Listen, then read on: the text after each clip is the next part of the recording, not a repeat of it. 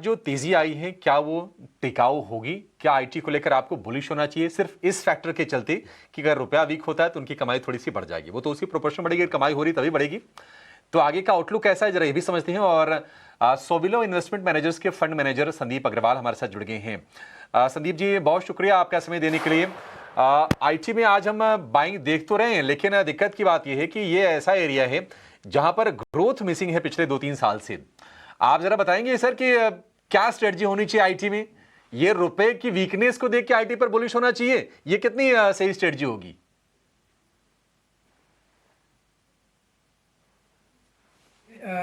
देखिए, ऐसा है कि आईटी में हालांकि 1% अगर करेंसी रुपी डिप्रिशिएट होता है तो अगर आप एबिटा मार्जिन पे देखें तो करीब करीब 30 बेसिस पॉइंट का बेनिफिट मिलता है। और अगर आप आईटी कंपनीज का मार्जिन देखें तो 15 से लेके 25% तक का मार्जिन होता है। तो जिस कंपनी का 15% मार्जिन है, उसका मतलब अगर उसका 1% मार्जिन चेंज होता है तो 7% ईपीएस इंक्रीज होता है या डिक्रीज होता है, यानी कि 30 बेसिस पॉइंट पे 2% का ईपीएस इम्पैक्ट होता है। और जो कंपनी का 25% मार्जिन है उसमें ईपीएस इम्पैक्ट 1% होगा फॉर एवरी 1% मूव इन रुपये ऊपर या नीचे।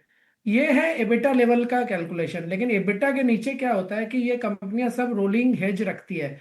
इसका मतलब ये हुआ कि अगर आपको हालांकि ऊपर में यानी कि रेवेन्यू पे जब आप कन्वर्ट करते हो रुपी में तो आपको बेनिफिट दिखेगा और एबिटा मार्जिन में भी बेनिफिट दिखेगा, बट अदर इनकम में आपके लॉस आ जाता है क्योंकि आपने जो हेज किया है वो उसके ऊपर का प्रीमियम आपका पूरा चला जीरो हो जाता है, प्लस आपको कभी कभी पे भी करना पड़ता है। तो बेसिकली नेट पैट लेवल पे कभी कोई इम्पैक्ट ज्यादा होता नहीं है। अभी रुपी को देख के कुछ लोग खरीद रहे हैं या जो भी रीजन है, एक तो ये सेक्टर 2-3 साल से जैसा आपने कहा कोई ग्रोथ नहीं आई है, सेक्टर में कोई पैसा नहीं बना। अगर आप देखेंगे मोस्ट ऑफ द स्टॉक्स छोड़ मिड कैप को छोड़ दे कुछ एक को, तो बाकी जो लार्ज कैप है उनमें तो 3-4 साल से स्टॉक यहीं घूम रहे हैं। तो मुझे लगता है कि अपने को फंडामेंटल देखना चाहिए। और फंडामेंटली अगर आप देखें तो ये सेक्टर एक ऐसा सेक्टर हो गया है जहाँ पे आपको लार्ज कैप की ग्रोथ 5-6% से ज्यादा करना बड़ा मुश्किल है, मिड कैप में 10-12%, 13% ग्रोथ, और स्मॉल कैप में 17-18% ग्रोथ। अब इसके बाद अगर आप इसका वैल्यूएशन देखें तो जहाँ 6-7% ग्रोथ है वहाँ मल्टीपल 20 का है, जहाँ 10-12 का ग्रोथ है वहाँ 35 का मल्टीपल, और जहाँ 15 से 18% का ग्रोथ है वहाँ भी 20-25 का मल्टीपल है। तो अगर कुछ जगह भी है पैसा बनने की तो वो बहुत स्मॉल कंपनीज में है। मिड और लार्ज कैप में मुझे नहीं लगता बहुत बड़ा पैसा बनेगा। हालांकि अभी रुपए की वोलेटिलिटी के कारण लोग सेफ बेट देख के या छुप रहे हैं वहाँ उस सेक्टर में, बट वो सेक्टर एक्स ग्रोथ सेक्टर है, मुझे नहीं लगता सेक्टर में कोई ग्रोथ आने वाली है। ठीक है, जब ग्रोथ नहीं होगी सर तो फिर ये छोटे मोटे जो गेंस आ रहे हैं 0.3-0.4% के 30-40 बेसिस पॉइंट के, इसको देखकर तो मुझे नहीं लगता कि नहीं इस पर ज़्यादा बेट करना चाहिए। दो छोटे छोटे और सवाल है, मैं दोनों एक साथ रख रहा हूं। मान लीजिए कि अगर किसी को मिड कैप में स्मॉल कैप में अपॉर्चुनिटी तलाशनी है तो आपके हिसाब से अच्छे स्टॉक कौन से हैं जहां पर आपका कन्विक्शन आ रहा है? और दूसरी चीज, ये अब ग्लोबली स्पेशली अगर हम अमेरिका की बात करें तो एआई बबल की बातचीत हो रही है।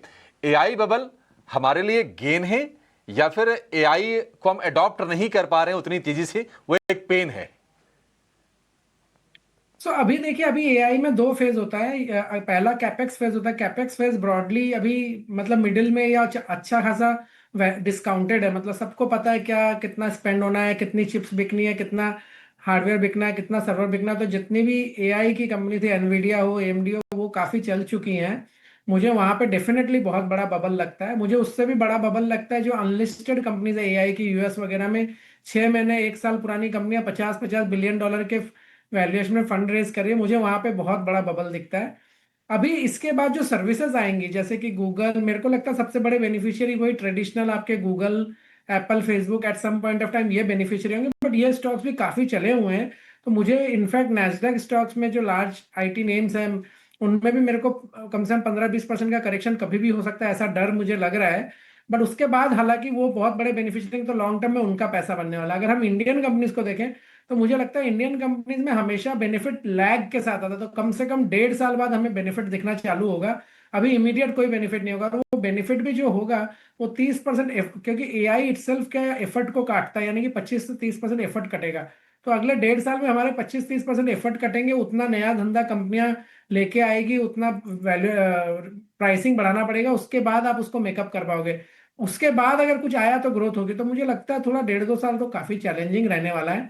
मिड कैप में हम ये बोलेंगे कि rather than traditional IT services जो कि बहुत महंगा है, अगर ईआरएनडी कंपनी आपको सस्ते में मिलती है, अभी ईआरएनडी में बहुत सारी कंपनियां हैं, नाम के लिए मैं बता सकता हूँ, हालांकि हमारा ना इन कंपनी में कोई इन्वेस्टमेंट है ना मैं कोई रिकमेंडेशन दे रहा हूँ, बट जैसे टाटा एलेक्सी, केपीआईटी, बहुत सारी कंपनियां, परसिस्टेंट वगैरह, ये बहुत अच्छी कंपनियां हैं। ईआरएनडी में पेनिट्रेशन बहुत कम है अभी तक, बहुत ग्रोथ होगा, 10 साल अच्छी ग्रोथ है।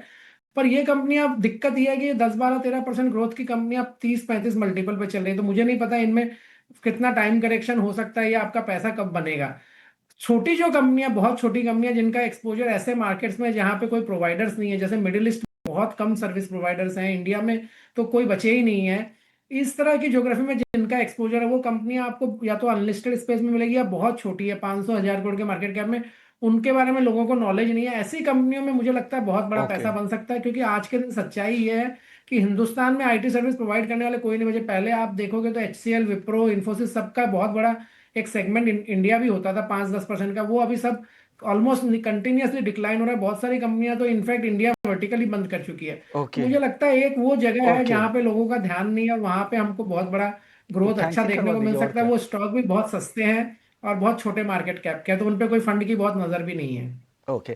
सर एक और चीज, जैसा अभिषेक कह रहे थे रुपए की कमजोरी की बात कर रहे थे, लेकिन इसके अलावा भी आईटी कंपनियों के लिए काफी चीजें मायने रखता है, जिसमें इंटरनल आपका कॉस्ट मैनेजमेंट, कॉस्ट स्ट्रक्चर क्या है वो भी एक काफी जरूरी है, आपकी हेजिंग पॉलिसी क्या है, आपका एक्सपोर्ट डाइवर्सिफिकेशन क्या है, और क्लाइंट की भी डिमांड होती होगी, क्योंकि अगर आप रुपए में कमजोरी से अगर आपके मार्जिन अगर बेहतर हो रहे हैं तो वो भी अपने प्राइस के रिवीजन की भी तो डिमांड रख सकते हैं। तो इन सारी बातों को बैकग्राउंड में रखकर आईटी में आपको क्या पसंद आ रहा है, या अभी के लिए वेट एंड वॉच मोड में रखेंगे?